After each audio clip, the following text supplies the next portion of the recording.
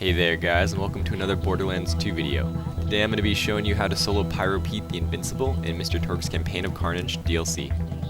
Just like with my Master G video, I'm actually going to show you guys two different ways to take this guy out. The first is going to be a pretty standard and easy run and gun method that's going to utilize the B shield.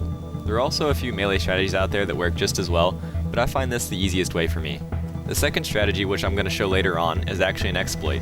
However, if you are struggling with him, this is a good way to take him out, as it's virtually risk-free and it's doable on any character and with a variety of gear.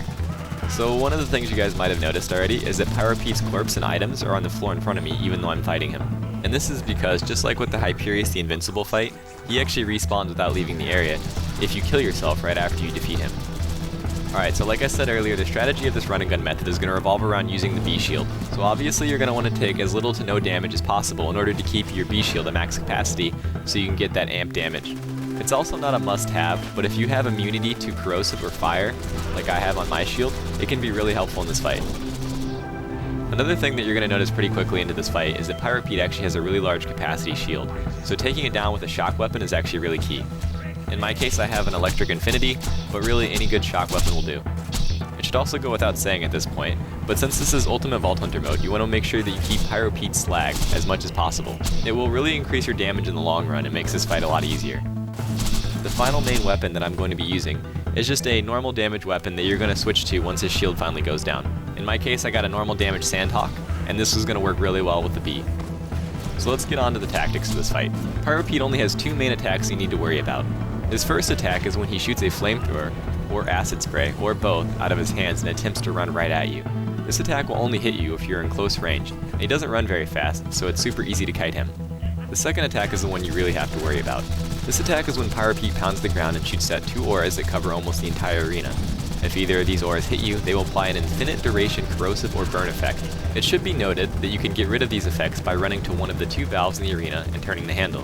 This will unleash a torrent of water that you can run underneath to put out the burning or corrosive damage over time. Although doing this will summon around 5 or so minions each time. If you choose to use the valve on the right, then it will summon spider ants. And if you use the far valve, then it will summon those humanoid rat enemies. An important thing to remember is that each time you use the valve, the summoned enemies will continue to level up. For example, they usually start in the high 50s and gain around 2 to 3 levels each time you use the drain pipe.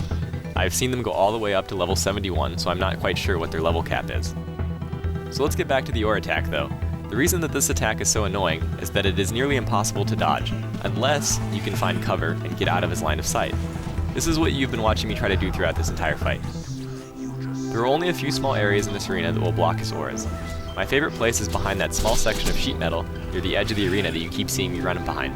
You have to be careful though, because the scaffolding will not block his aura, only the small plate of metal attached to the side will. Other places that can block his aura are the pipes and various cover around the side. However, I don't recommend these, as these places are not very consistent and safe because they don't offer protection if he's in the middle of the arena, only if he's hidden around the sides. So in order to utilize this area of cover effectively, you have to start recognizing his attack patterns and head to the cover before he starts his aura attack. What I mean by this is that he usually tries to chase you with his jets on at least 2 to 3 times before he starts an aura attack. So what you're going to see me do is run around and kite him while he chases me. Then when he is about to do the aura attack, or I feel that he's getting close to doing it, I head over to the cover and wait. Then, after he does it, I run out into the middle of the arena and continue kiting him. Rinse and repeat. You can also use deception if you're playing on Zer0 to help distract him if he gets too close. Oh, one thing I almost forgot to mention is that he will always use his aura attack when his shield drops, so make sure to watch out for that. So that is basically the extent of this fight. Just remember to keep him slagged and watch out for his auras. However, don't get too worried if he does hit you with one. It's not the end of the world. This fight is not nearly as intensive as some of the other raid bosses. I'm going to go ahead and speed up the last minute or so of this fight, and then show you guys the cheesy exploit tactic.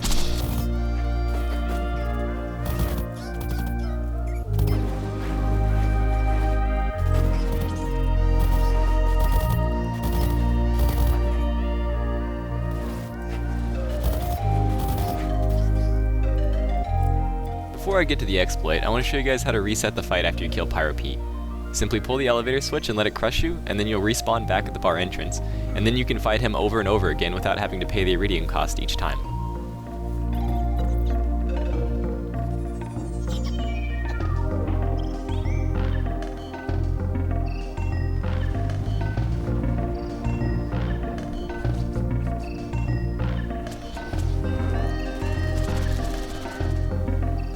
Alright, so now for the exploit.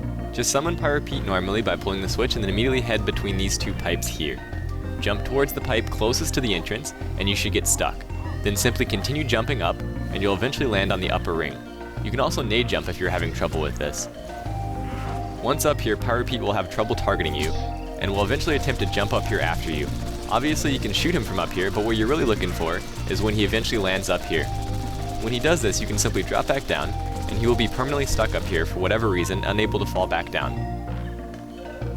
From here it is a simple matter of taking him out, as he is unable to attack you at all except for the occasional aura or nova attack.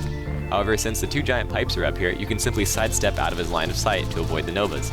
Just wait until you see his animation or listen to the sound he makes and put the pipe between yourself and him.